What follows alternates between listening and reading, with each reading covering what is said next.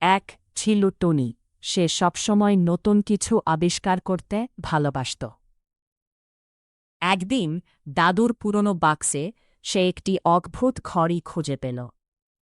ঘড়িটা দেখতে সাধারণ হলেও কাঁটাগুলো রঙিন আলোতে জ্বলজ্বল করেছে। কৌতূহলবশত ঘড়িটা হাতে পড়ে ফেলল। হঠাৎই চারপাশ বদলে গেল। সে নিজেকে দেখতে পেল ভবিষ্যতের এক শহরে।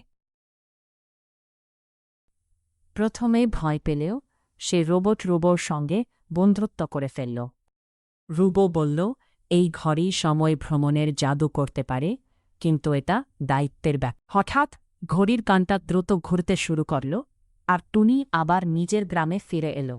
সে বুঝল আসল জাদু ঘড়িতে নয়, নিজের সাহস আর ভালো কাজে। শেষে টুনি ঘড়িটা যত্ন করে রেখে দিল আর প্রতিজ্ঞা করল